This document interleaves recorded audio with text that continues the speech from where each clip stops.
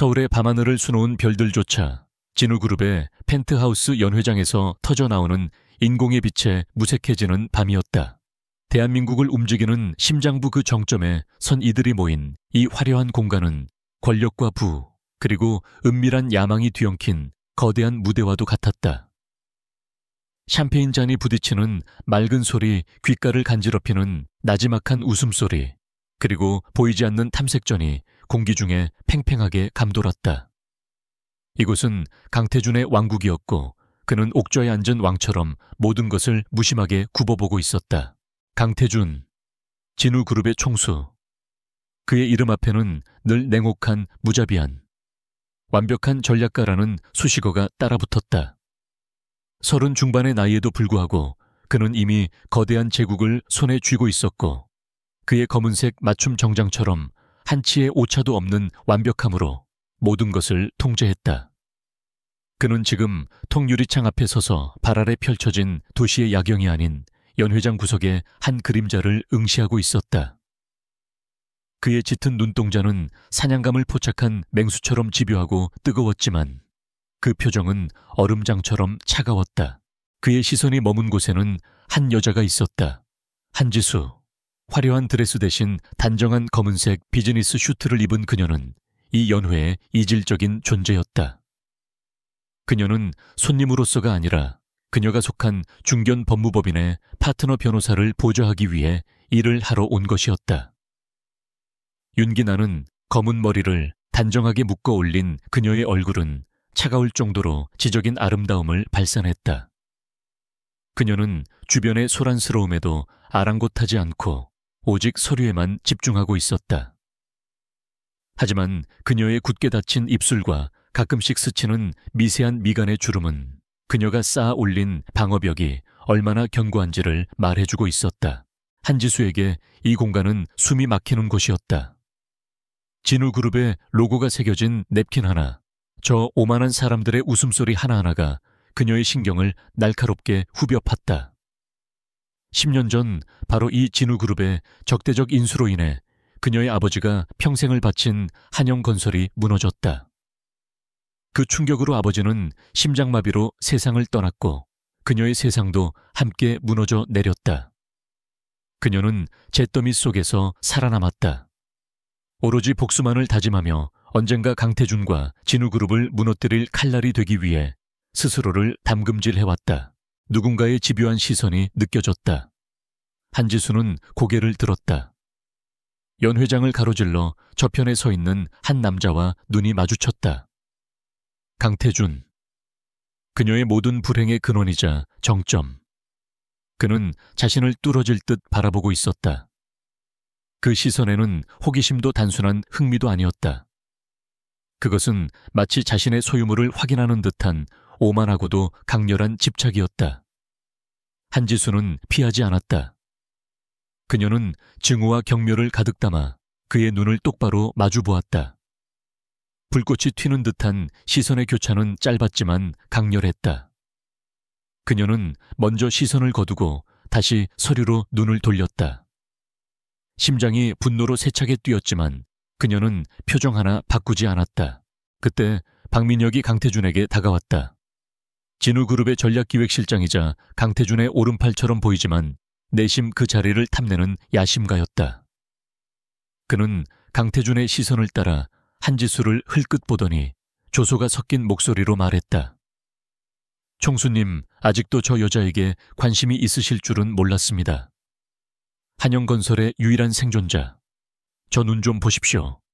당신을 당장이라도 물어 죽일 듯한 눈입니다.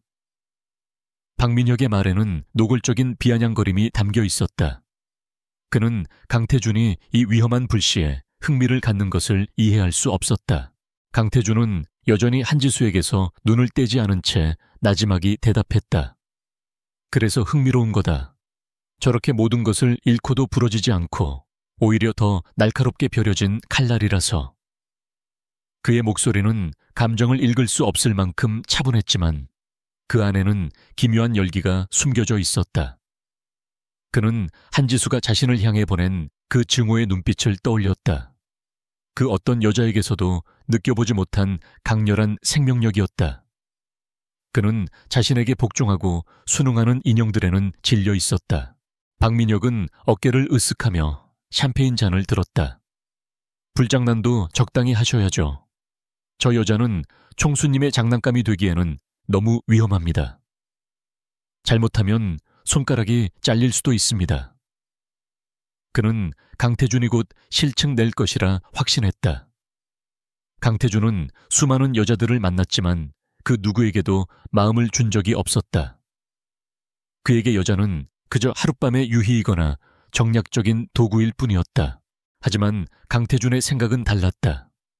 그는 천천히 고개를 돌려 박민혁을 바라보았다. 그의 눈빛은 순식간에 깊고 어두운 심연처럼 변했다. 연 회장의 모든 소음이 멀어지는 듯 했다. 그는 방금 전 한지수가 자신을 노려보던 그 순간을, 그 증오에 찬 눈동자가 오히려 자신을 살아있게 만들던 그 기묘한 감각을 되새겼다. 그는 웃었다. 입꼬리만 살짝 비틀린 소름 끼치도록 차가운 미소였다. 장난감이라고 강태준이 잔을 들어 가볍게 흔들었다. 얼음이 부딪히는 소리가 유난히 날카롭게 들렸다. 아니 박 실장, 넌 틀렸어. 그는 잔을 내려놓고 다시 한번 연 회장 반대편에서 꼿꼿하게 서 있는 한지수를 바라보았다. 그녀의 모든 것을 빼앗았지만 그녀의 영혼만은 굴복시키지 못했다. 그래서 그는 그녀를 원했다. 그녀의 증오, 그녀의 분노, 그녀의 모든 것을 통째로 삼키고 싶었다. 그것이 뒤틀린 속죄의식인지 아니면 단순한 정보욕인지 그 자신도 알 수 없었다. 하지만 한 가지는 분명했다. 저 여자 한지수, 강태준의 목소리는 연 회장의 음악 소리에 묻힐 만큼 낮았지만 그 안에 담긴 확신은 그 어떤 고함보다도 강력했다. 박민혁은 그 목소리에 담긴 섬뜩한 집념에 순간적으로 등골이 서늘해지는 것을 느꼈다. 내 아내가 될 거야. 박민혁의 눈이 놀라움으로 커졌다. 총수님, 그게 무슨... 저 여자가 당신을... 강태준은 박민혁의 말을 잘랐다. 그의 시선은 오직 한지수에게 고정되어 있었다. 마치 세상에 오직 두 사람만이 존재하는 것처럼. 날 죽도록 증오한다고 해도. 그의 선언은 저주이자 예언이었고 피할 수 없는 운명의 시작이었다. 한지수는 아직 몰랐다. 그녀가 그토록 증오하는 남자의 거대한 거미줄에 그녀가 이미 한 발을 들여놓았다는 사실을. 그리고 그 거미줄의 주인은 그녀를 절대 놓아줄 생각이 없다는 것을. 연회가 끝난 며칠 뒤 한지수가 몸담고 있는 법무법인 미래에는 전원이 감돌았다. 아침부터 파트너 변호사들의 굳은 얼굴과 평소보다 2배는 빠르게 오가는 발걸음들이 사무실의 공기를 무겁게 짓눌렀다. 한지수는 자신의 작은 사무실에서 모니터를 응시하고 있었지만 화면 속 법률 조항들은 눈에 들어오지 않았다. 며칠 전 밤 자신을 꿰뚫어 보던 강태준의 그 집요한 시선이 불길한 예감처럼 뇌리를 떠나지 않았다. 그가 자신을 그냥 내버려 두지 않을 것임을 직감했다. 그리고 그 예감은 언제나처럼 가장 끔찍한 방식으로 현실이 되었다. 오전 10시 정각 경제뉴스 속보가 터져 나왔다. 진우그룹 중견건설사 태영, 정력 인수선언, 적대적 M&A 시동. 태영건설은 법무법인 미래의 가장 큰 고객사이자 사실상 법인의 명운을 쥐고 있는 핵심 클라이언트였다. 뉴스를 확인한 사무실은 순간 정지했다가 이내 벌집을 쑤신 듯 요란해졌다. 한지수의 심장이 바닥으로 곤두박질 쳤다. 태영건설은 그녀의 아버지가 쓰러진 후 그녀의 스승과도 같은 김 대표 변호사가 가까스로 일궈낸 재기의 발판이었다. 그런데 이제 강태준이 그것마저 노리고 있었다. 이것은 단순한 사업 확장이 아니었다. 이것은 한지수 그녀를 겨냥한 명백한 공격이었다. 김 대표가 창백한 얼굴로 그녀를 불렀다. 지수야, 진우그룹에서 연락이 왔어. 그의 목소리는 물에 젖은 솜처럼 무거웠다. 태영건설 인수건과 관련해서 긴급 협상을 요청해왔다. 그런데 조건이 있어. 한지수는 이미 그 조건을 알 것 같았다.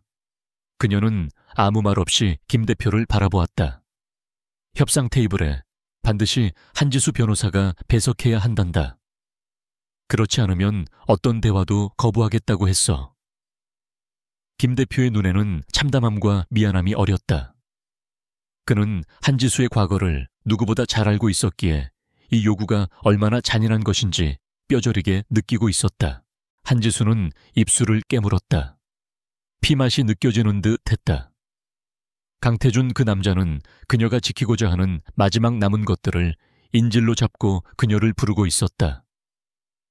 미래 로펌의 동료들 김 대표의 평생, 그리고 태영건설에 매달린 수백 명의 생계.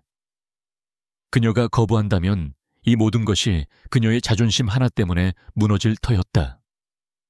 알겠습니다. 그녀의 목소리는 갈라졌지만 단호했다. 제가 가겠습니다. 그녀는 선택의 여지가 없었다. 이것은 협상이 아니라 굴욕적인 소환이었다. 다음 날 오후 한지수는 서울의 스카이라인을 압도하는 거대한 유리와 강철의 성진우그룹 본사 로비에 들어섰다. 10년 만이었다. 아버지를 잃고 모든 것을 빼앗겼던 그 원흉의 심장부. 로비의 차가운 대리석 바닥이 그녀의 구두굽 소리를 날카롭게 반사했다. 공기마저 그녀를 짓누르는 듯했다. 그녀의 심장은 분노와 모멸감으로 격렬하게 요동쳤지만 그녀의 얼굴은 가면처럼 차가웠다. 그녀는 이곳에 오는 내내 수없이 다짐했다. 절대 저들에게 나의 약한 모습을 보이지 않으리라. 나의 증오는 나의 갑옷이다. 비서실의 안내를 받아 최고층 총수의 집무실로 향하는 엘리베이터는 마치 지옥으로 내려가는 관 같았다. 문이 열리고 거대한 공간이 눈앞에 펼쳐졌다. 도시 전체가 발 아래 굴복한 듯한 통유리창 권력의 정점을 상징하는 거대하고 미니멀한 집무실. 그리고 그 중심에 강태준이 서 있었다. 그는 창밖을 내다보고 있다가 그녀가 들어서는 소리에 천천히 돌아섰다. 완벽하게 재단된 짙은 회색 정장을 입은 그는 며칠 전 연회장에서보다 더 위압적이고 냉막했다. 와스건. 그의 목소리는 어떤 감정도 담겨있지 않았다. 그는 그녀에게 앉으라는 말도 하지 않았다. 그저 거대한 마호가니 책상 뒤의 의자에 몸을 묶고는 그녀를 마치 흥미로운 전시물처럼 위아래로 훑어보았다. 그 오만한 시선에 한지수는 주먹을 꽉 쥐었다. 손톱이 손바닥을 파고드는 고통이 오히려 그녀를 냉정하게 만들었다. 본론으로 들어가지 한지수 변호사. 강태준은 책상 위 서류를 뒤적이며 말했다. 태영건설 말인데 재무구조가 생각보다 취약하더군. 우리가 조금만 더 힘을 쓰면 한 달 안에 부도 처리될 거야. 그렇게 되면 그대들의 미래 로펌도 함께 무너지겠지. 그는 사실을 말하는 것이 아니라 자신이 설계한 미래를 낭독하고 있었다. 한지수는 이가 갈리는 것을 느꼈다. 이런 유치한 협박을 하려고 나를 부른 겁니까, 강태준 총수? 그녀의 목소리는 얼음 조각처럼 날카로웠다. 당신이 원하는 게 뭡니까? 태영건설입니까? 아니면 접니까? 강태준은 처음으로 희미하게 웃었다. 그 차가운 미소가 그녀의 신경을 건드렸다. 둘 다. 그는 망설임 없이 대답했다. 하지만 태영건설은 사실 별 흥미 없어. 그건 그저 널 여기로 데려오기 위한 미끼였을 뿐이지. 그는 의자에서 일어나 그녀에게 천천히 다가왔다. 한 걸음 한 걸음 다가올 때마다 한지수는 본능적으로 뒷걸음질 치고 싶었지만 발을 바닥에 붙박은 듯 버텼다. 그가 그녀의 바로 앞에 멈춰 섰다. 압도적인 키 차이로 인해 그녀는 그를 올려다봐야 했다. 내가 제안을 하나 하지. 그의 목소리는 속삭임처럼 낮아졌지만 그 안의 명령은 분명했다. 태영건설에 대한 모든 공격을 멈추겠다. 미래 로펌도 건드리지 않겠어. 대신 그의 눈이 번뜩였다. 한지수 네가 진우그룹으로 와. 내 법무팀 아니 내 직속 전략기획팀으로. 순간 한지수는 자신의 귀를 의심했다. 경악이 분노로 바뀌는 것은 찰나였다. 미쳤군요. 그녀는 숨을 몰아쉬며 내뱉었다. 당신, 지금 나더러 아버지의 원수인 당신 밑에서 일하라고 당신 손에 묻은 피를 닦아주라고. 그녀의 목소리는 경멸과 혐오로 떨렸다. 차라리 날 죽여요. 그 편이 덜 역겨울 테니까. 그녀의 격렬한 반응에도 강태준은 눈 하나 깜짝하지 않았다.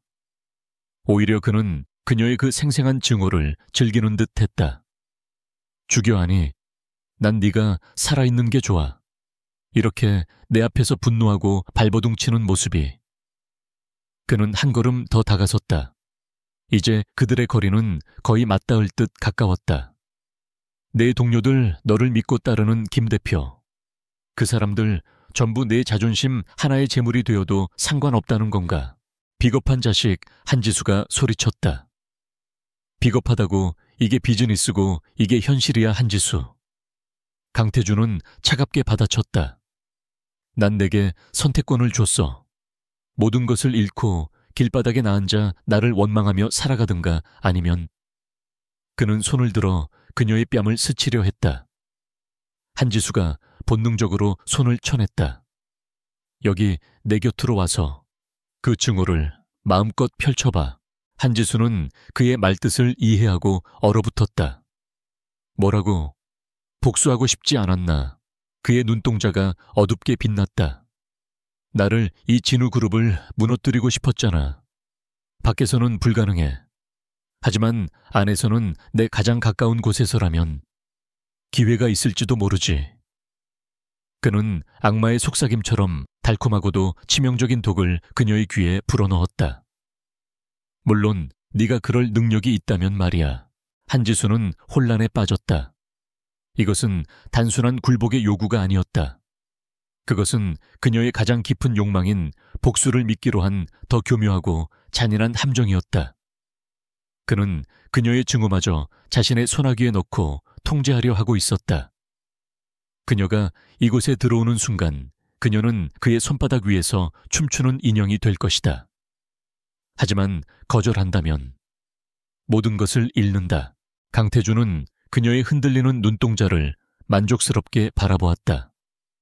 그는 다시 책상으로 돌아가 앉았다. 24시간 주지. 내일 이 시간까지 답이 없다면 태영건설은 이 세상에서 사라질 거다. 그는 서류에 사인을 하며 마치 날씨 이야기를 하듯 무심하게 말했다. 그리고 한지수. 그녀가 막 돌아서려 할 때 그가 고개를 들었다. 네가 어떤 선택을 하든 결과는 바뀌지 않아. 넌 결국 나에게 오게 될 테니까. 그것은 제안이 아니라 이미 결정된 미래에 대한 통보였다. 한지수는 부들부들 떨리는 손을 감추며 집무실을 나섰다. 거대한 유리문을 닫고 나오자마자 참았던 숨이 터져 나왔다. 그녀는 진우그룹의 차가운 복도에 기대어 간신히 서 있었다. 증오의 벽은 더욱 높아지고 견고해졌지만 잔인하게도 그는 그녀를 그 벽 안으로 자신의 영역 안으로 끌어들이고 있었다. 첫 번째 전투는 그렇게 그녀의 처참한 패배로 끝났다. 결국 한지수는 백기를 들었다. 아니, 백기를 드는 척하며 성문 안으로 들어가는 트로이의 목마가 되기로 결심했다. 그녀가 강태준의 제안을 받아들인 다음 날, 그녀는 법무법인 미래에 사직서를 제출했다. 김 대표는 아무것도 묻지 않았다. 그저 지친 눈으로 그녀의 어깨를 두드리며 살아남아라 지수야.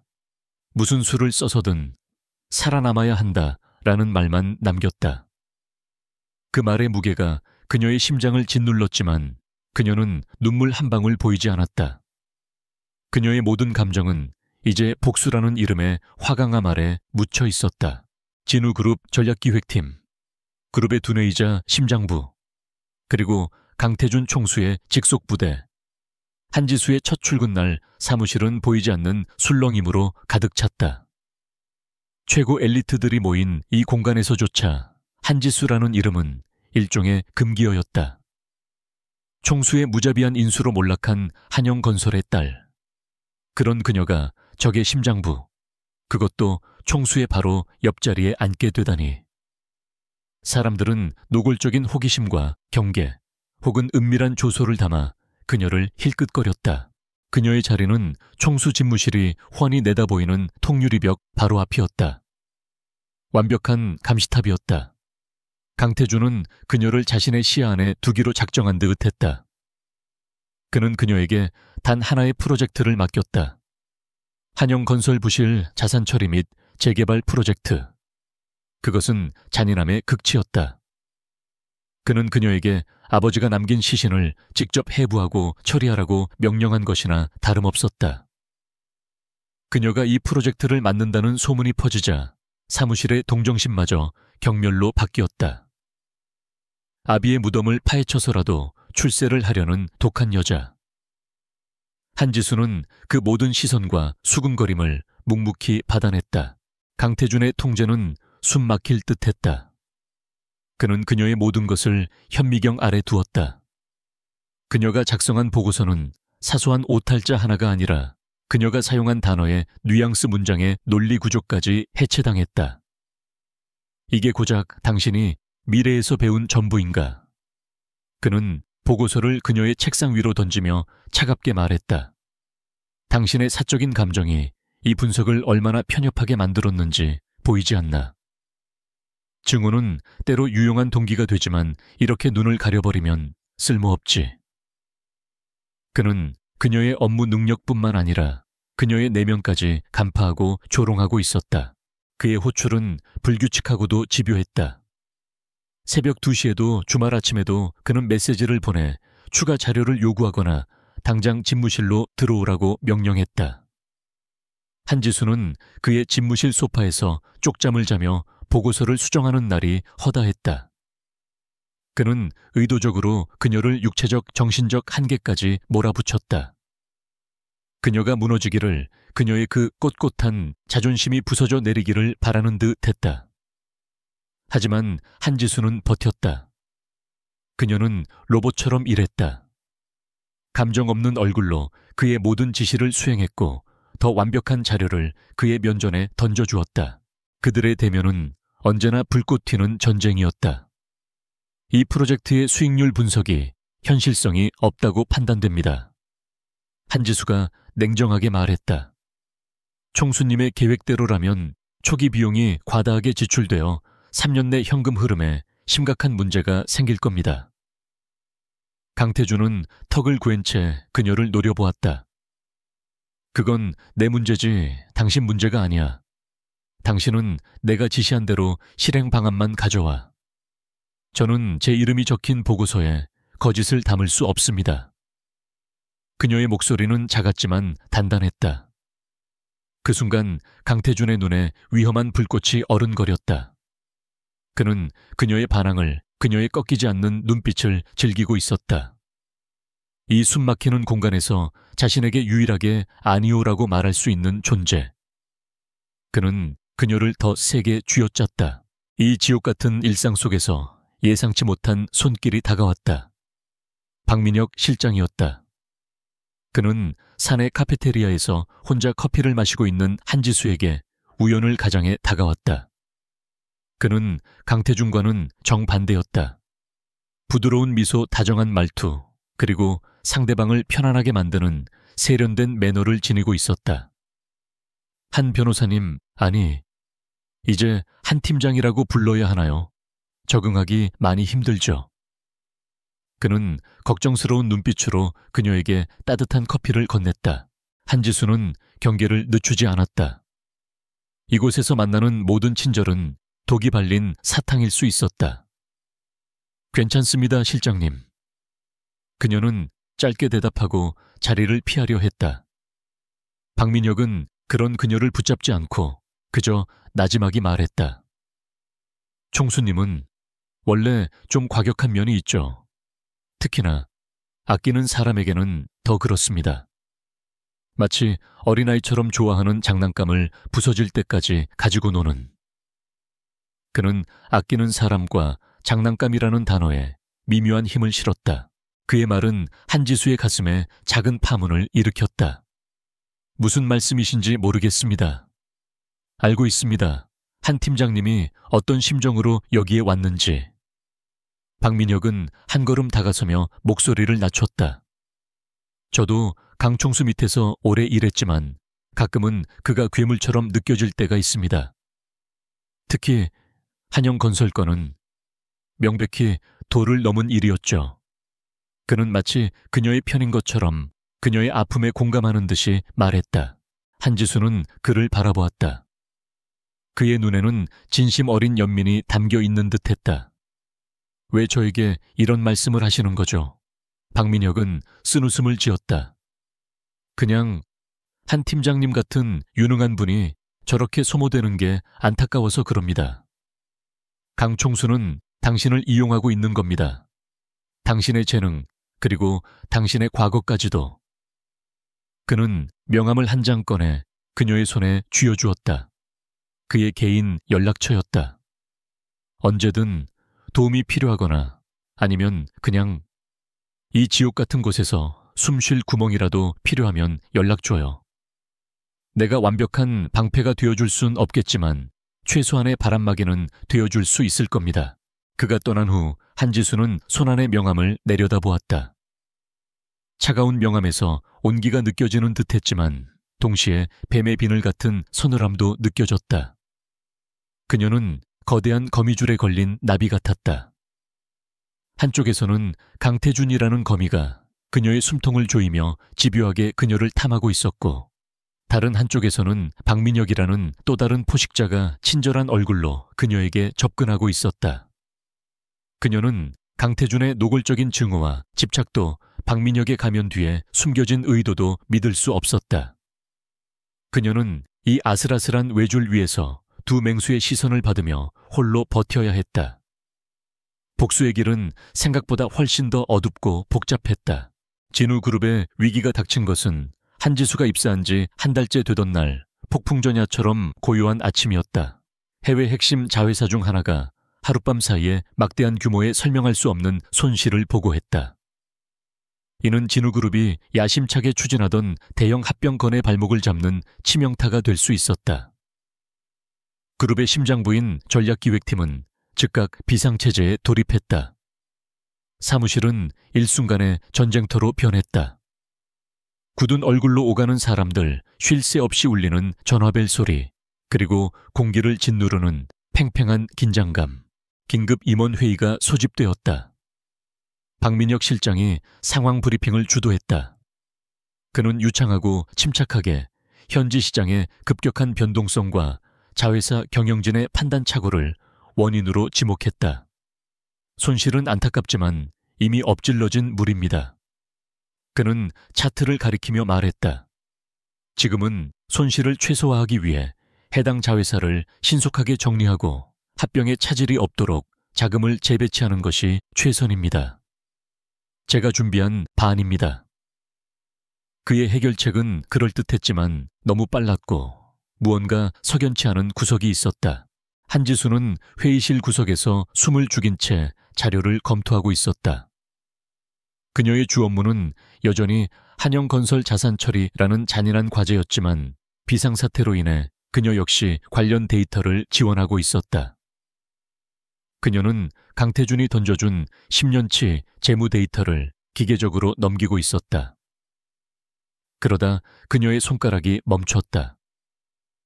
10년 전 한영건설의 자금 흐름이 막히기 직전 보였던 기묘한 알고리즘 패턴. 그리고 지금 이 위기에 빠진 해외 자회사의 최근 거래 내역에서 너무나도 익숙한 그 디지털 족적을 발견했다. 그것은 시장 변동성 같은 자연재해가 아니었다. 교묘하게 숨겨진 백도어를 통해 자금을 갉아먹는 포식자의 알고리즘. 그녀의 아버지를 무너뜨렸던 바로 그 방식이었다. 온몸의 피가 차갑게 식었다. 이것은 외부의 공격이 아니라 내부의 배신자 혹은 10년 전의 그 포식자와 동일범의 소행이었다. 이이 있습니다. 회의실의 모든 시선이 그녀에게 쏠렸다. 감히 총괄 실장의 브리핑을 끊고 나선 신입 팀장. 박민혁의 미간이 불쾌하게 좁혀졌다. 한지수는 자리에서 일어났다. 이것은 시장 변동성 문제가 아닙니다. 그녀의 목소리는 떨렸지만 내용은 단호했다. 데이터 패턴을 분석한 결과 10년 전 한영건설을 무너뜨렸던 것과 동일한 방식의 인위적인 자금 유출 정황이 포착되었습니다. 이것은 내부자 소행일 가능성이 높습니다. 회의실은 찬물을 끼얹은 듯 조용해졌다. 이내 박민혁이 실소를 터뜨렸다. 한 팀장, 지금 제정신입니까? 그의 목소리는 부드러웠지만 날카로운 가시가 박혀 있었다. 여기가 어딘 줄 알고 감히 과거의 트라우마를 꺼내드는 겁니까? 한영건설의 실패와 진우그룹의 위기를 동일시하다니. 한 팀장의 개인적인 감정으로 이 중요한 회의를 망칠 생각입니까? 다른 임원들도 동조하며 수군거렸다. 그녀의 분석은 감정적인 히스테리로 치부될 위기였다. 한지수는 입술을 깨물었다. 모욕감에 얼굴이 달아올랐다. 그때까지 묵묵히 모든 것을 지켜보고만 있던 강태준이 입을 열었다. 기다려. 그의 낮은 목소리에 모든 소음이 멎었다. 그는 박민혁이 아닌 한지수를 꿰뚫어 볼 듯이 응시하고 있었다. 그 알고리즘 설명해봐. 그의 목소리는 여전히 차가웠지만 그 안에는 다른 임원들이 놓친 그녀의 논리 속 날카로움을 인정한 듯한 기묘한 집중력이 담겨 있었다. 한지수는 숨을 깊게 들이마셨다. 그녀는 박민혁을 무시하고 오직 강태준만을 바라보며 발견한 알고리즘의 구조와 자금 이동 경로, 그리고 그것이 10년 전과 어떻게 일치하는지를 냉철하고 정확하게 브리핑했다. 감정은 배제되었다. 오직 얼음처럼 차가운 사실과 논리뿐이었다. 회의실의 공기가 달라졌다. 강태준은 그녀의 말 한마디를 놓치지 않고 경청했다. 그는 그녀의 증오 속에 가려져 있던 천재성을, 그 누구도 보지 못한 진실의 조각을 보았다. 모두 나가. 강태준이 명령했다.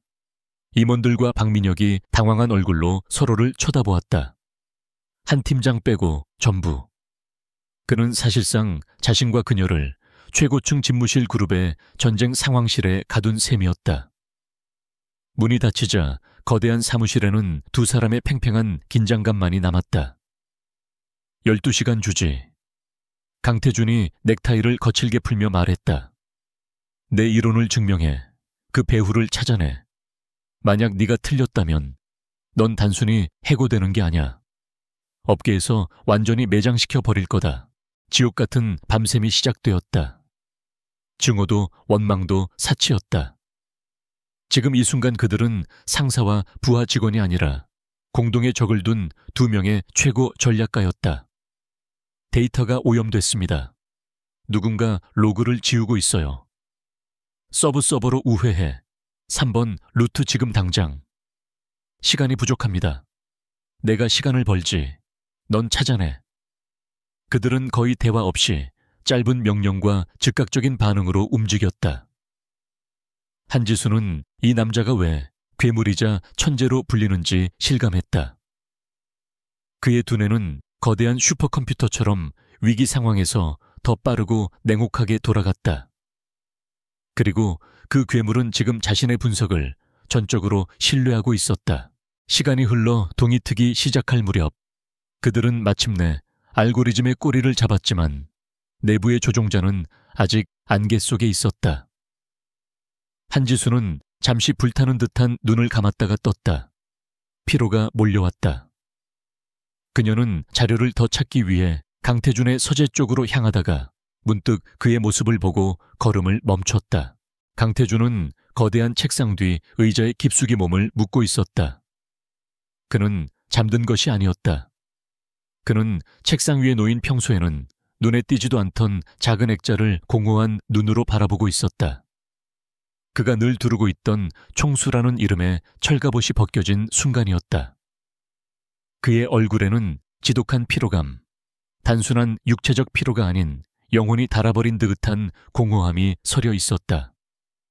그리고 그 모든 것을 압도하는 지독한 고독. 한지수는 숨을 죽였다. 그녀가 알던 강태준이 아니었다. 그는 무언가 알아들을 수 없는 말을 중얼거렸다. 어쩌면 이름이었을지도 모른다. 그는 관자놀이를 세게 누르며 눈을 감았다. 무적의 CEO는 온데간데 없고 그저 깊은 죄책감과 슬픔에 짓눌린 한 남자가 앉아 있었다. 한지수의 심장이 세차게 뛰었다. 그녀는 괴물을 증오할 준비는 되어 있었다. 하지만 고통받는 인간을 마주할 준비는 되어 있지 않았다. 바로 그 순간 그녀의 노트북 화면이 번쩍였다. 찾았습니다.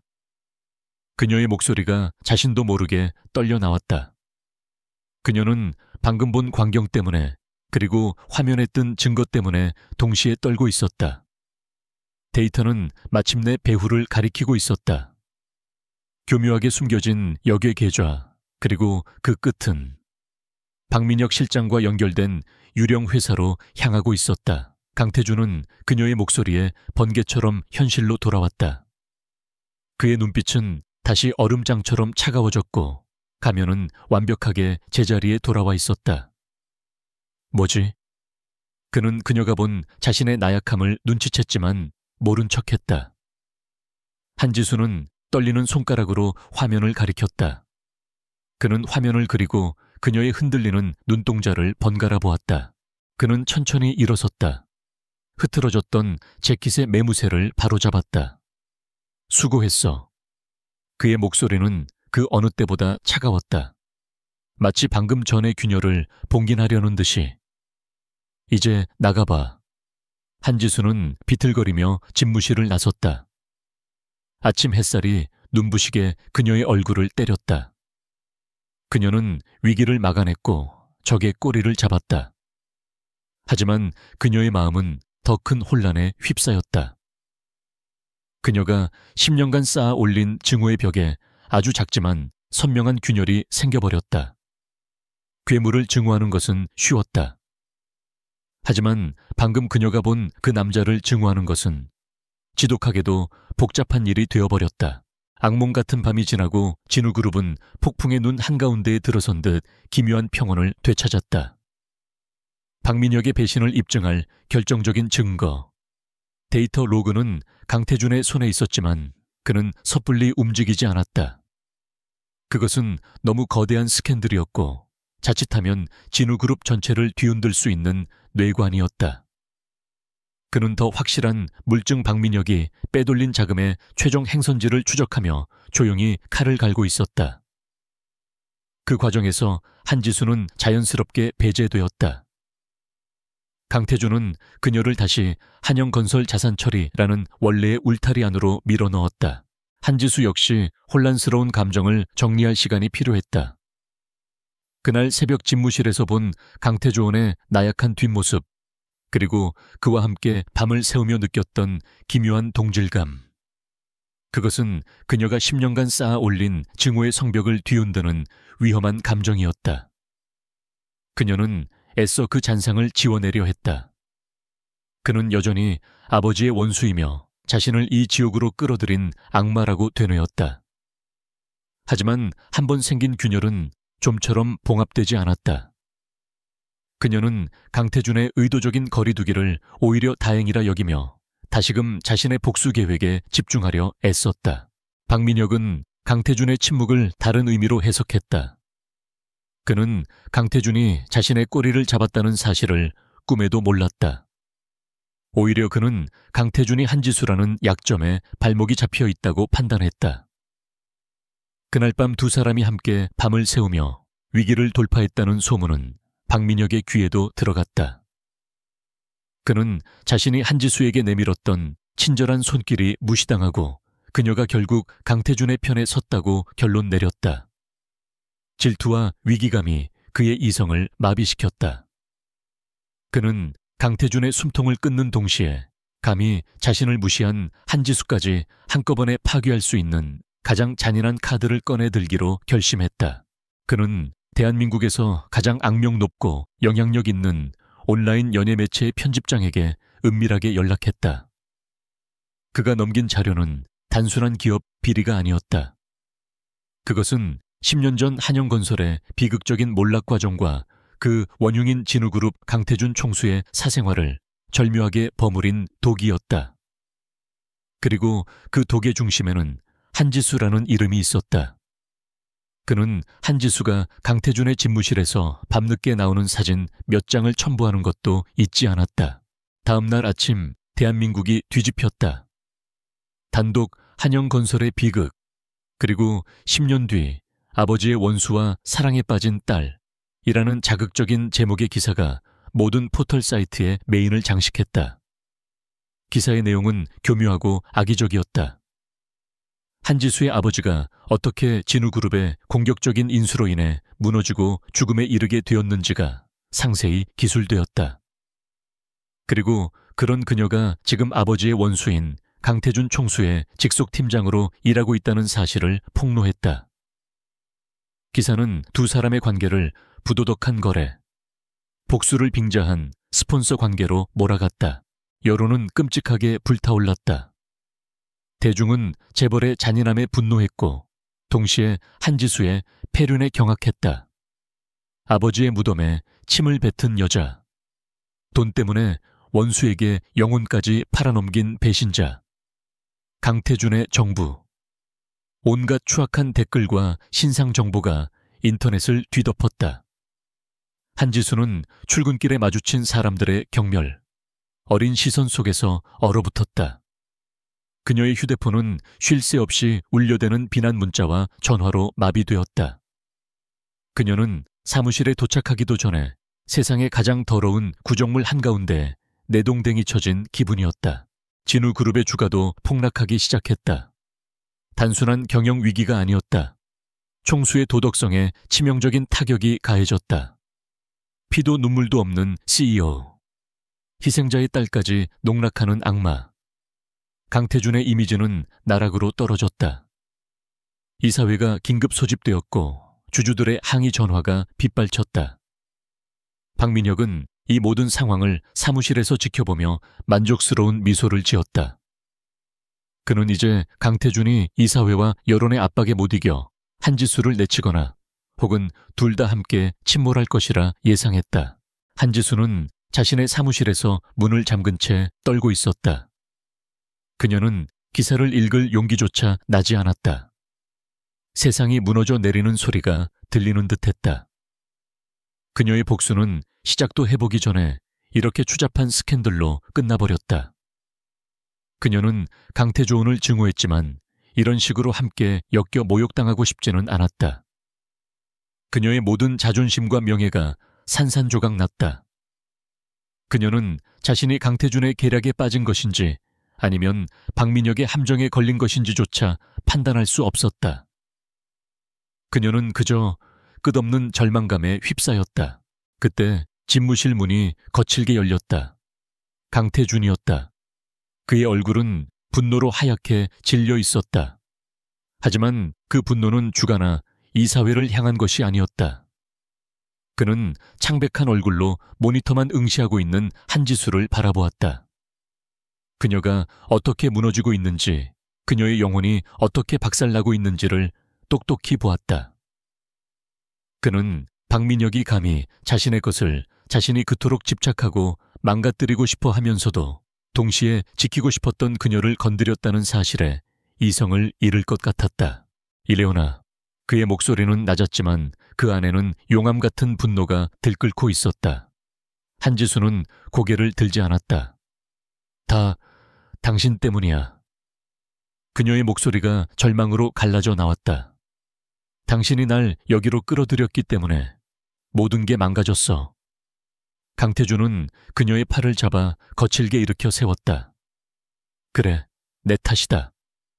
그가 이가 갈리는 소리로 말했다. 그러니까 내가 끝내. 그는 그녀를 끌고 집무실 밖으로 나갔다.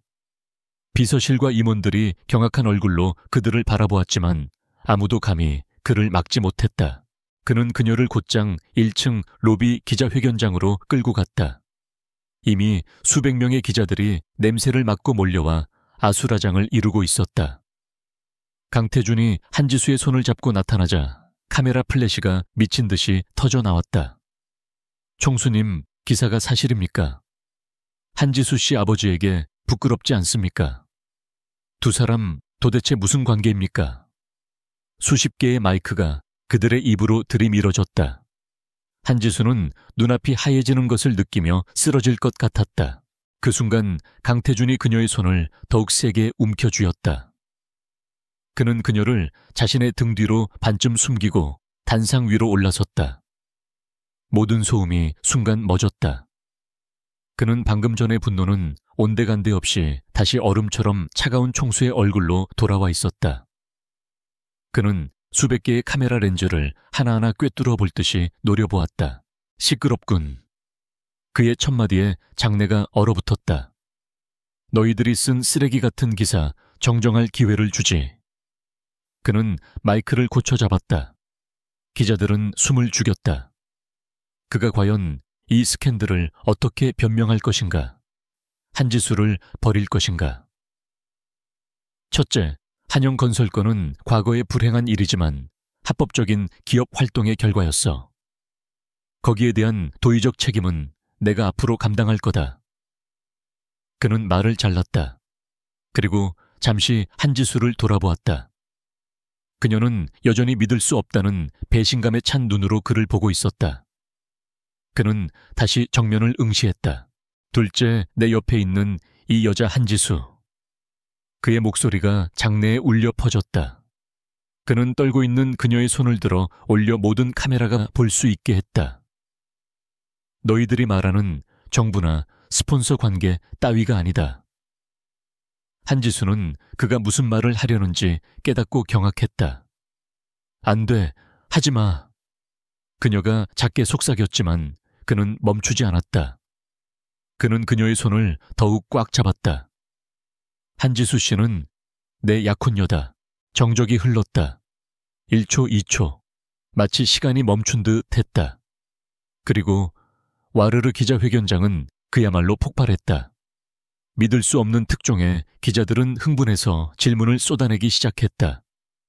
약혼이라니요. 언제부터입니까? 이것은 스캔들을 덮기 위한 쇼 아닙니까? 강태준은 그 모든 소음을 무시했다. 그는 오직 얼어붙은 한지수만을 바라보았다. 우리는 곧 정식으로 약혼을 발표할 예정이다. 그녀는 내 사람이 될 거야. 그는 기자들이 아닌 한지수에게 말하고 있었다. 한지수는 그 자리에서 무너져 내렸다.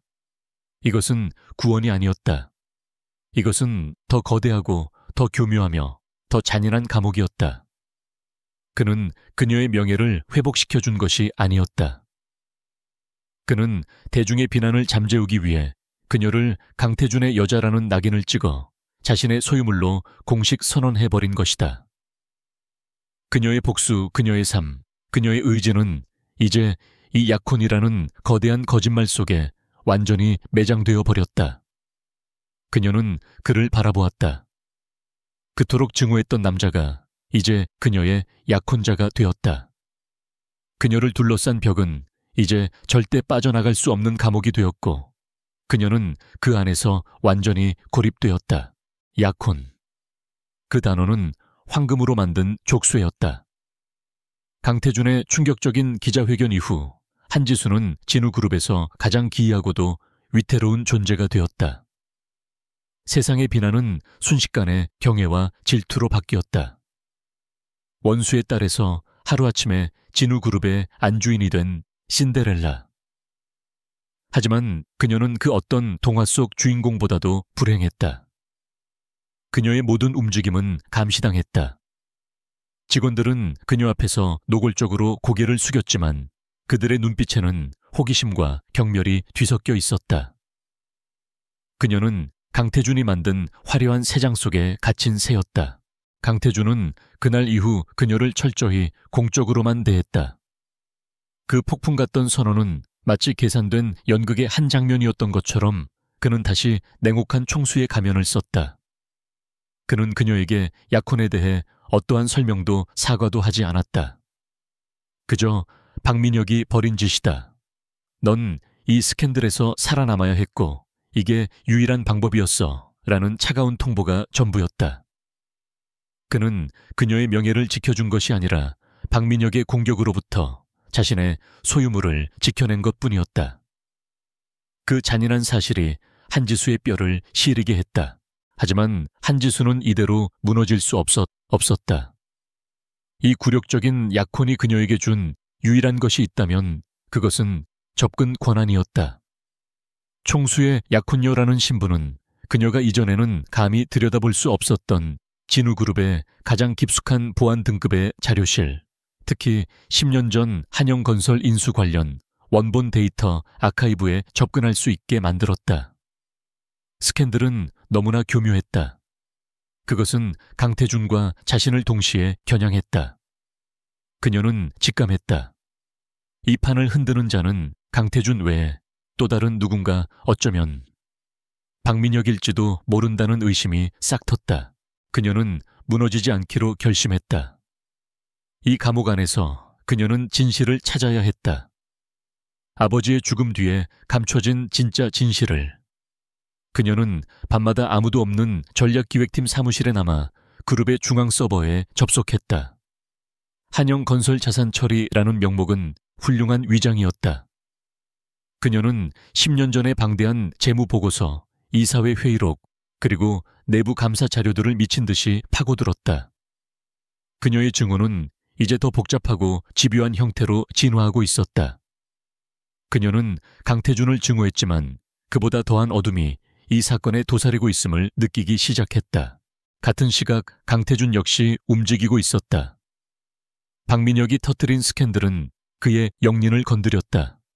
그것은 단순한 경영권 다툼이 아니었다. 감히 자신의 여자를, 자신이 그토록 집착하는 존재를 대중의 조롱거리로 만들었다는 사실에 대한 참을 수 없는 분노였다. 그는 이미 사장에서 한지수가 찾아낸 데이터 로그를 통해 박민혁이 내부의 적임을 알고 있었다.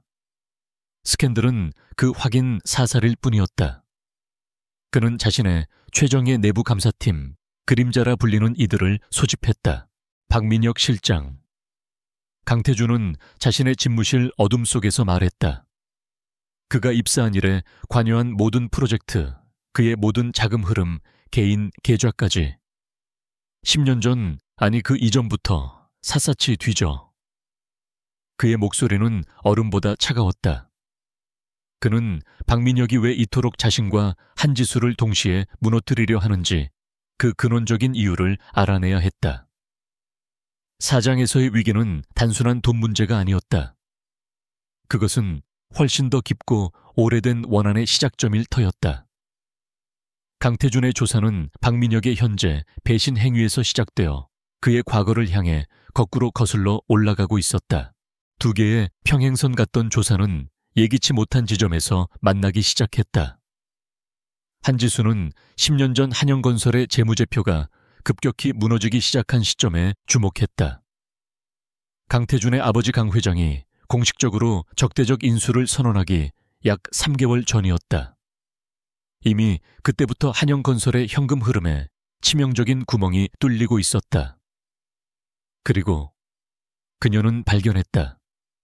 사장에서 보았던 그 기묘한 알고리즘, 해외 자회사의 자금을 빼돌렸던 그 패턴이 10년 전 아버지의 회사에서도 똑같이 발견되었다.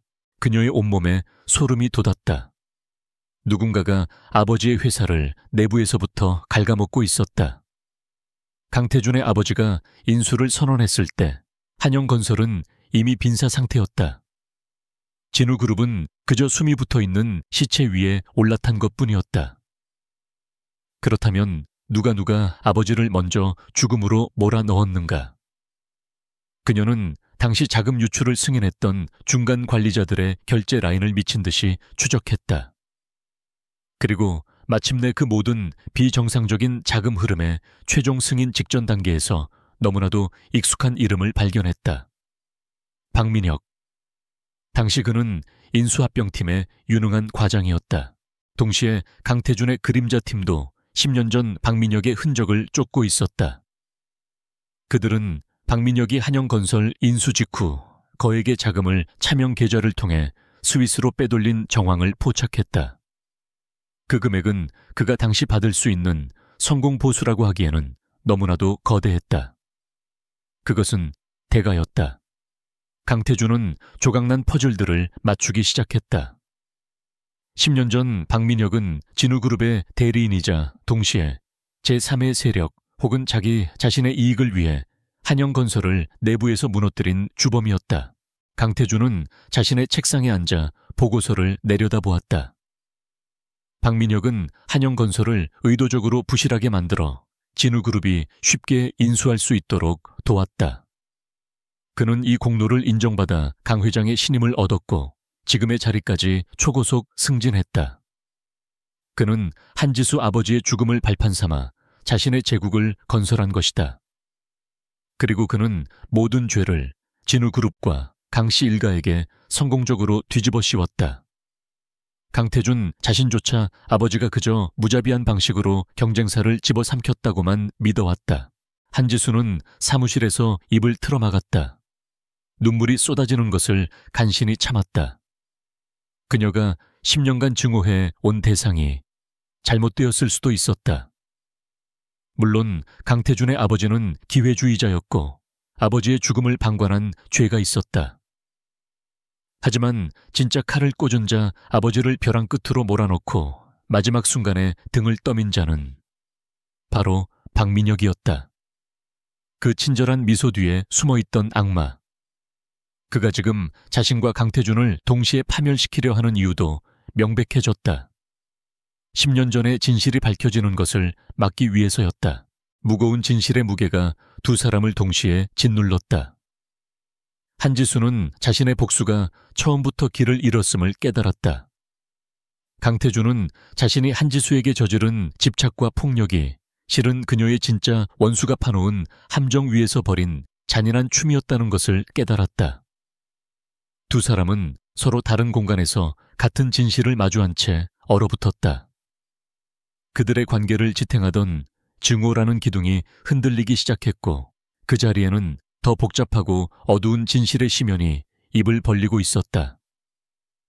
이제 그들의 적은 서로가 아니었다. 진짜 적은 가장 가까운 곳에서 가장 선한 얼굴을 하고 있었다. 진우그룹의 정기 주주총회 날이 밝았다. 서울 시내 최고급 호텔의 그랜드 볼룸은 대한민국 경제계의 거물들과 성난 소액 주주들, 그리고 냄새를 맡은 하이에나 같은 기자들로 가득 찼다. 공기 중에는 금방이라도 폭발할 듯한 긴장감이 감돌았다. 이것은 단순한 경영보고 자리가 아니었다. 강태준 총수의 도덕성과 자질을 심판하는 공개 처형대였다. 한지수는 강태준의 바로 옆 약혼녀라는 이름이 붙은 자리에 그림자처럼 앉아 있었다. 그녀의 얼굴은 완벽하게 화장되어 있었지만 그 아래에는 모든 것을 체념한 듯한 차가운 공허함이 자리하고 있었다. 그녀는 지난 며칠간 강태준과 거의 한마디도 나누지 않았다.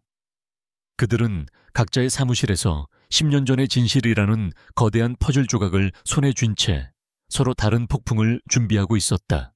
회의가 시작되고 예상대로 박민혁 실장이 의장단의 허가를 얻어 긴급 발언대에 섰다. 그는 비통하고 결연한 표정으로 마이크를 잡았다. 그의 잘생긴 얼굴에는 그룹의 미래를 걱정하는 충신의 비장함이 서려 있었다. 존경하는 주주 여러분, 그리고 이 자리에 함께하신 언론인 여러분. 그의 목소리는 호소력 짙게 울려 퍼졌다. 저는 오늘 진우그룹의 전략기획실장으로서가 아니라 회사를 사랑하는 한 명의 임원으로서 참담한 심정으로 이 자리에 섰습니다. 그는 잠시 숨을 골랐다.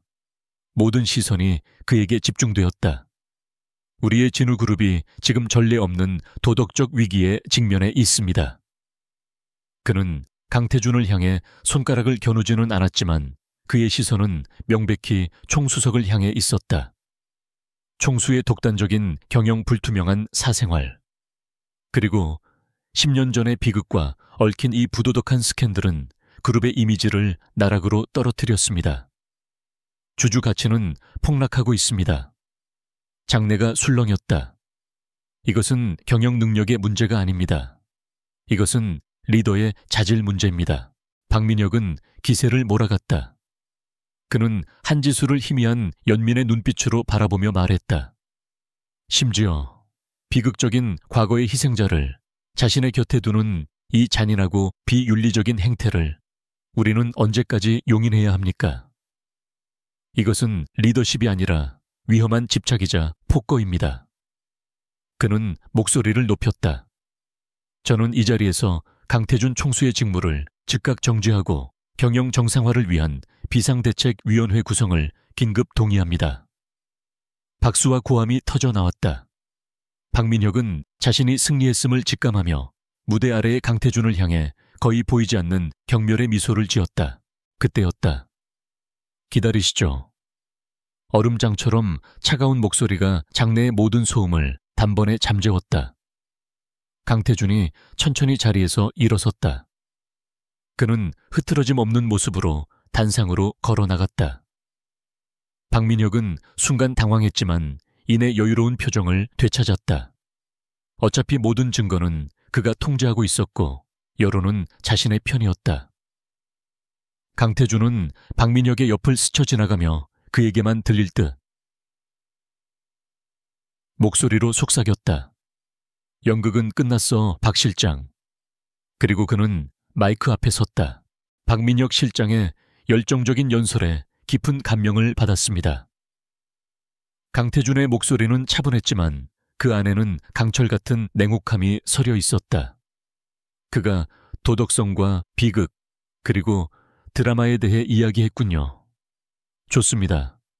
그럼 이제부터 진짜 드라마를 보여드리죠. 박 실장이 직접 각본을 쓰고 주연까지 맡았던 10년짜리 대하 드라마 말입니다. 강태준이 손짓하자 주주총회장 전면에 거대한 스크린이 켜졌다. 첫 번째로 나타난 것은 사장에서 발생했던 해외 자회사의 자금 흐름도였다. 한지수가 찾아냈던 바로 그 알고리즘이었다. 이것은 최근 우리 그룹을 위기로 몰아넣었던 자금 유출의 흔적입니다. 그리고 여기 다음 화면에는 그 자금이 흘러들어간 스위스 은행의 차명 계좌 정보가 떴다. 이 계좌의 실소유주, 낯이 익지 않습니까? 박민혁 실장. 박민혁의 얼굴이 하얗게 굳어지기 시작했다. 이건 조작입니다. 음해입니다. 박민혁이 소리쳤다. 조작이라고 강태준은 비웃었다. 그럼 이것도 조작인지 보시죠. 화면이 바뀌었다. 10년 전 한영건설의 재무제표가 나타났다. 그리고 그 옆에 사장의 그것과 정확히 일치하는 알고리즘 코드와 자금 유출 경로가 비교되어 나타났다. 장내는 숨을 죽였다. 10년 전 한영건설을 내부에서부터 무너뜨린 자금 유출 방식과 최근 진우그룹을 공격한 방식이 토씨 하나 다르지 않고 동일합니다. 강태준은 한지수가 밤새 찾아낸 10년 전의 내부 결제 서류들을 화면에 띄웠다. 박민혁 과장의 사인이 선명했다. 박민혁은 당시 한영건설을 내부에서부터 갉아먹고 있었습니다. 그는 의도적으로 회사를 부실하게 만들었고 그 정보를 이용해 제 아버님의 인수를 유도했습니다. 그는 한영건설을 무너뜨린 대가로 막대한 성공 보수를 챙겼고 그 공로로 이 자리까지 초고속 승진을 했죠. 그는 한지수 씨 아버지의 무덤을 디딤돌 삼아 성공한 것입니다. 교진말 박민혁이 절규했다. 그건 강 회장님이 내 아버지가 시켰다고. 강태준이 그의 말을 잘랐다. 내 아버지는 기회주의자였습니다. 강태준의 이 말에 한지수가 고개를 번쩍 들었다. 그녀는 믿을 수 없다는 듯 그를 바라보았다. 그는 약해진 먹잇감을 잔인하게 물어뜯었죠. 그 죄는 명백합니다. 그리고 그 죄의 대가는 제가 진우그룹이 반드시 치를 것입니다. 그는 주주들이 아니라 한지수를 향해 말하고 있었다. 하지만 강태준이 다시 박민혁을 노려보았다. 독을 푼 것은 당신이야. 당신이 한영건설을 살해했고 그 모든 죄를 진우그룹과 강씨 일가에게 뒤집어 씌웠지. 그는 마지막 증거를 띄웠다. 최근에 스캔들을 유포한 언론사에 박민혁의 차명 계좌에서 거액이 흘러 들어간 내역이었다. 그리고 당신은 10년 전에 진실이 밝혀질까 두려워 최근의 위기를 조작했고 그것이 실패하자 나와 한지수 씨를 동시에 매장시키기 위해 이 추잡한 스캔들을 터뜨렸지. 모든 것이 밝혀졌다. 장내는 충격으로 마비되었다. 박민혁은 무대 위에서 주저앉았다. 그의 완벽했던 가면이 벗겨지고 탐욕과 공포에 휩싸인 초라한 본 모습이 드러났다. 강태준이 손짓하자 뒤에서 대기하고 있던 보안 요원들과 검찰 수사관들이 그에게 다가갔다. 박민혁은 짐승처럼 발버둥 쳤지만 허무하게 끌려나갔다. 한 시대의 막이 내리는 순간이었다. 모든 소동이 가라앉았다. 기자들은 미친 듯이 카메라 셔터를 눌러댔다. 강태준은 여전히 단상 위에 서 있었다. 그는 승리자였지만 그의 얼굴에는 어떤 기쁨도 없었다. 그는 지독하게 지쳐 보였다. 그는 천천히 마이크에 다시 다가섰다. 이제 모든 시선은 다시 그에게로 그리고 그가 바라보는 한지수에게로 향했다. 스캔들은 거짓에서 시작되었습니다. 하지만 그 과정에서 제가 보인 행동들은 변명의 여지가 없습니다.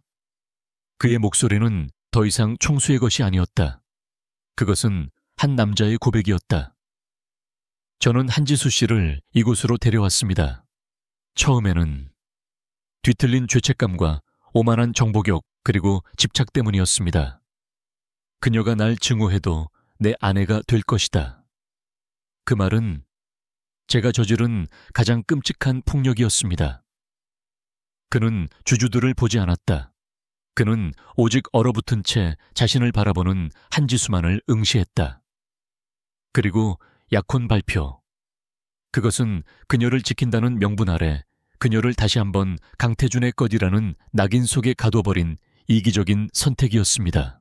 강태준은 마이크에서 한 걸음 물러섰다. 그리고 수백 명의 주주와 수천 수만 명이 지켜볼 카메라 앞에서 그는 한지수를 향해 깊이, 아주 깊이 허리를 숙였다. 한지수 씨, 제 아버지가 저지른 죄에 대해 그리고 제가 당신에게 저지른 모든 오만과 폭력에 대해 이 자리를 빌어 진심으로 사죄합니다. 정적이 흘렀다. 한지수의 굳게 닫혀있던 눈에서 10년간 단 한 번도 흐르지 않았던 뜨거운 눈물이 뺨을 타고 흘러내렸다. 그녀가 10년간 지탱해온 증오의 세계가 그의 진심 어린 사죄 한마디에 완전히 무너져 내리고 있었다. 그녀는 승리했지만 동시에 모든 것을 잃은 기분이었다. 그녀의 복수는 끝났지만 그녀의 삶은 이제 어디로 가야 할지 알 수 없었다. 주주총회장은 거대한 태풍이 휩쓸고 지나간 후에 잔해처럼 변했다. 박민혁이 수사관들에게 끌려나가고 강태준의 충격적인 사죄가 울려 퍼진 후 장내는 한동안 마비된 듯한 침묵에 휩싸였다. 이내 정신을 차린 기자들이 단상으로 몰려들었지만 한지수는 이미 그곳에 없었다. 그녀는 강태준이 깊이 허리를 숙인 그 순간 모든 것이 무너져 내리는 동시에 모든 것에서 해방되는 기묘한 감각 속에서 조용히 일어나 회의장을 빠져나왔다. 아무도 그녀를 막지 못했다. 강태준도 마찬가지였다. 그는 고개를 들었을 때 이미 비어버린 그녀의 자리를 공허하게 바라보았지만 그녀를 붙잡을 자격이 자신에게 없음을 알았다. 그녀는 진우그룹의 거대한 건물을 마치 몽유병 환자처럼 걸어 나왔다. 눈부신 햇살이 쏟아졌지만 그녀의 세상은 여전히 안개 속이었다. 10년간 그녀를 지탱해온 증오라는 뼈대가 사라지자 그녀는 서 있는 방법조차 잊어버린 듯 비틀거렸다. 그녀는 택시를 타고 무작정 아버지의 묘소로 향했다. 차가운 비석 앞에 주저앉은 그녀는 10년 만에 처음으로 복수가 아닌 진실을 이야기했다. 아버지, 다 끝났어요. 그녀는 울지 않았다. 그저 텅 비어버린 가슴을 쓸어내릴 뿐이었다. 그녀의 복수는 완성되었지만 그 끝에는 승리의 환희 대신 씁쓸한 공허함만 남아있었다. 그날 이후 한지수는 진우그룹에 사직서를 제출했다. 강태준은 어떤 이의도 제기하지 않고 그것을 수리했다. 그녀는 화려한 약혼녀의 자리에서 내려와 다시 예전의 작은 오피스텔로 돌아갔다. 그녀를 올감했던 모든 족쇄가 풀렸지만 자유는 생각보다 무거웠다. 그녀는 무엇을 위해 살아야 할지 몰랐다. 증오가 사라진 자리에 남은 것은 강태준의 마지막 모습, 그의 고통스러운 사죄와 그녀를 바라보던 복잡한 눈빛이었다. 그녀는 그를 용서해야 할까, 아니 용서할 수 있을까? 강태준은 그녀가 떠난 진우그룹에서 자신과의 싸움을 시작했다. 그는 주주총회에서의 약속을 지켰다. 그는 그룹의 법무팀을 총동원해 10년 전 한영건설 사건을 재조사하도록 지시했고 검찰 수사에 모든 자료를 투명하게 제출했다. 아버지의 비자금과 잘못된 경영 관행이 드러났고 진우그룹은 창사 이래 가장 큰 위기를 맞았다. 그는 자신의 개인 재산 대부분과 그룹 지분을 매각해 거대한 한영 피해자 보상기금을 설립했다. 그는 과거 아버지가 삼켰던 모든 것을, 심지어 그 이상의 것을 사회에 환원했다. 그는 더 이상 냉혹한 제왕이 아니었다. 그는 매일같이 이어지는 조사와 이 사회의 질타, 그리고 여론의 비난을 묵묵히 감수했다. 그는 자신의 제국을 해체하고 썩은 기반 위에 새로운 질서를 세우고 있었다. 그 과정은 고통스러웠지만 그날 새벽 한지수에게 들켰던 공허한 눈빛은 조금씩 진정한 무게감으로 채워지고 있었다. 그는 이 모든 과정을 통해 한지수에게 진 빚을 갚고 있다고 생각했다. 그가 그녀에게 줄 수 있는 유일한 속죄였다. 몇 달의 시간이 흘렀다. 서울은 계절이 바뀌었고 세상을 떠들썩하게 했던 진우그룹 스캔들도 점차 사람들의 기억 속에서 잊혀갔다. 한지수는 긴 방황 끝에 다시 일어섰다. 그녀는 자신의 지식과 경험을 아버지와 같은 억울한 피해자들을 위해 쓰기로 결심했다. 그녀는 서초동의 한적한 골목에 작은 법률 자문 사무소를 열었다. 공정한 거래를 위한 법률 사무소. 거대 자본의 횡포에 맞서는 작은 기업들을 위한 방패였다. 어느 늦은 가을 저녁 사무실 정리를 거의 마칠 무렵 누군가 문을 두드렸다. 문 닫았습니다. 그녀가 무심하게 말했지만 문은 조용히 열렸다. 그곳에는 강태준이 서 있었다. 몇 달 만에 마주한 그는 수척해져 있었지만 예전의 그 살얼음 같은 위압감은 사라져 있었다. 그는 더 이상 완벽하게 재단된 갑옷 같은 정장을 입고 있지 않았다. 그저 평범한 남색 스웨터에 면바지를 입은 지쳐 보이지만 어딘가 편안해 보이는 한 남자였다. 한지수는 순간 숨이 멎는 듯 했지만 이내 평정을 되찾았다. 여긴 어쩐 일로 오셨죠? 그녀의 목소리는 차가웠지만 더 이상 증오는 담겨있지 않았다. 강태준은 말없이 그녀에게 다가와 두꺼운 서류 봉투 하나를 책상 위에 내려놓았다. 한영건설 사건 최종 보고서입니다. 그의 목소리는 조금 쉬어 있었다. 박민혁에 대한 공판 자료와 저희 아버님의 모든 불법 행위에 대한 법원의 최종 판결문, 그리고 피해자 보상기금의 집행 완료 내역입니다. 한지수는 봉투를 열어보지 않았다. 그저 그를 바라보았다. 이걸 저에게 왜 모든 것이 끝났다는 걸 공식적으로 알려드리고 싶었습니다. 그는 잠시 망설이다가 주머니에서 작은 벨벳 상자를 꺼냈다. 그가 기자회견장에서 그녀를 속박하기 위해 준비했던, 그러나 한 번도 그녀의 손가락에 끼워주지 못했던 그 약혼 반지였다. 그리고 이것도. 그는 상자를 책상 위에 밀어놓았다. 당신을 속박했던 마지막 거짓말입니다. 이제 당신은 완벽하게 자유롭습니다. 한지수는 반지를 그리고 그의 얼굴을 번갈아 보았다. 자유라. 당신은 이 모든 것을 바로잡기 위해 그룹을 거의 해체할 뻔했어요. 당신의 모든 것을 걸었죠. 왜 그렇게까지 했습니까? 적당히 덮고 넘어갈 수도 있었을 텐데요. 강태준은 그녀의 시선을 피하지 않았다. 그의 눈동자는 깊고 슬펐지만 더 이상 집착이나 광기는 없었다. 그곳에는 오직 처절한 진심만이 남아있었다.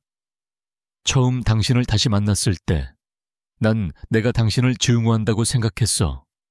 아버지의 죄책감을 떠넘길 대상이 필요했으니까. 그리고 당신을 내 곁에 둬야겠다고 결심했지. 그 오만했던 선언, 내 아내가 될 거다. 그건 내 죄책감과 정복욕이 뒤엉킨 괴물의 울부짖음이었어. 그는 쓴웃음을 지었다. 하지만 당신은 내 예상을 벗어났어. 내 통제 속에서 무너지기는커녕 내 위기 속에서 나를 꿰뚫어 봤지. 그날 새벽 당신이 박민혁의 배신을 찾아냈을 때, 그리고 내 가장 약한 모습을 보았을 때, 난 깨달았어. 내가 당신을 파괴하고 싶은 게 아니라 당신에게 구원받고 싶어 한다는 걸. 난 당신의 용서가 필요했어, 한지수 씨. 그의 목소리가 미세하게 떨렸다. 당신이 나를 내 아버지가 만든 그 괴물이 아닌 그냥 한 남자로 봐주길 바랐어. 하지만 난 당신에게 용서를 구할 자격조차 없었지. 그래서 내가 할 수 있는 유일한 일을 한 거요. 모든 것을 제자리로 돌려놓는 것. 그는 몸을 돌렸다. 그가 이 사무실에 온 목적은 그것뿐이었다. 그녀에게 진정한 자유를 돌려주는 것. 이제 정말 가보겠습니다. 그가 문손잡이를 잡았을 때 한지수가 입을 열었다. 강태준 씨. 그가 걸음을 멈췄다. 하지만 돌아보지는 못했다. 당신은 틀렸어요. 그녀의 목소리는 조용했지만 단호했다. 용서는 내가 당신에게 주는 게 아니에요. 그건 당신이 내게 받는 것도 아니죠. 그녀는 자리에서 일어나 그에게 천천히 다가갔다. 용서는 내가 선택하는 거예요. 나의 과거와 화해하기 위해, 그리고 나의 미래를 위해 내가 스스로 결정하는 거죠. 강태준은 천천히 돌아섰다. 그녀는 그의 바로 앞에 서 있었다. 증오의 벽이 사라진 자리에서 두 사람은 처음으로 서로를 온전히 마주 보았다. 당신이 한 일들은 용서받을 수 없을지도 몰라요. 내 아버지의 죽음, 내 10년의 고통, 그건 사라지지 않아요. 그녀의 눈에 눈물이 고였다. 하지만 그녀는 책상 위에 그 벨벳 상자를 집어 그의 손에 다시 쥐어주었다. 이건 필요 없어요. 당신의 거짓말은 이미 끝났으니까. 그리고 그녀는 그를 바라보며 아주 희미하게, 거의 알아차릴 수 없을 만큼 작게 미소 지었다. 하지만 당신이 한 속죄는 봤어요. 강태준은 자신의 손에 들린 반지를, 그리고 그녀의 얼굴을 믿을 수 없다는 듯이 바라보았다. 날 죽도록 증오해도 아내가 될 거라고요. 한지수가 그의 그 오만했던 선언을 나지막이 읊조렸다. 그 선언은 틀렸어요. 하지만 그녀는 한 걸음 더 다가섰다. 날 증오하지 않는다면 저녁 식사 정도는 함께 할 수 있겠죠. 친구로서든 아니면 그 이상의 무언가가 될 수 있을지 알아보기 위해서든. 강태준의 눈동자가 세차게 흔들렸다. 그가 그토록 갈망했던 것, 용서가 아닌 기회였다. 오늘은 늦었네요. 그녀가 다시 책상으로 돌아가며 말했다. 내일 저녁은 어때요, 7시? 대신 당신이 사요. 당신은 나한테 빚진 게 아주 많으니까. 강태준은 몇 초간 그 자리에 서 있다가 마침내 그가 평생 지어본 적 없는 가장 어색하고도 진실된 미소를 지었다. 줬어. 내일 저녁 7시. 그는 사무실을 나섰다. 차가운 가을밤 공기가 달콤하게 느껴졌다. 그의 잔인한 선언은 끝났다. 그들의 지독했던 드라마도 막을 내렸다. 그리고 이제 잿더미 속에서 두 사람의 진짜 이야기가 아주 조심스럽고 느린 속도로 막 시작되려 하고 있었다. 에필로그. 1년 후 서초동의 작은 법률사무소는 여전히 바빴다. 한지수는 서류 더미에 파묻혀 있다가 누군가 책상을 노크하는 소리에 고개를 들었다. 강태준이 김이 모락모락 나는 종이컵 2개를 들고 서 있었다. 그는 이제 진우그룹의 총수라기보다는 든든한 파트너 변호사처럼 보였다. 그의 경영 스타일은 완전히 바뀌었고 진우는 가장 투명하고 윤리적인 기업으로 거듭나기 위해 혹독한 변화를 겪는 중이었다. 너무 무리하는 거 아니야? 그가 그녀의 책상에 따뜻한 커피를 내려놓으며 걱정스럽게 말했다. 누구 때문인데요? 한지수가 서류에서 눈을 떼지 않고 퉁명스럽게 대답했지만 그녀의 입에는 미소가 걸려 있었다. 당신네 그룹이 새로 인수하려는 그 스타트업 법률 검토가 아주 까다롭다고요. 그래서 내가 직접 왔잖아. 야근 수당 대신 최고급 저녁으로. 그가 웃으며 말했다. 한지수는 드디어 서류에서 고개를 들고 그를 바라보았다. 그녀의 눈은 더 이상 증오나 공허함이 아닌 따뜻함과 장난기로 빛나고 있었다. 좋아요. 오늘은 내가 제일 비싼 걸로 고를 거예요. 얼마든지. 강태준이 손을 내밀었다. 한지수는 그의 손을 잡고 일어섰다. 10년의 증오 지독했던 집착 그리고 숨막히는 복수극은 끝났다. 그들의 손가락에는 반지가 없었지만 두 사람의 손은 그 어떤 맹세보다도 단단하게 얽혀 있었다. 그들은 함께 사무실을 나서며 서울의 평범한 저녁 속으로 걸어 들어갔다.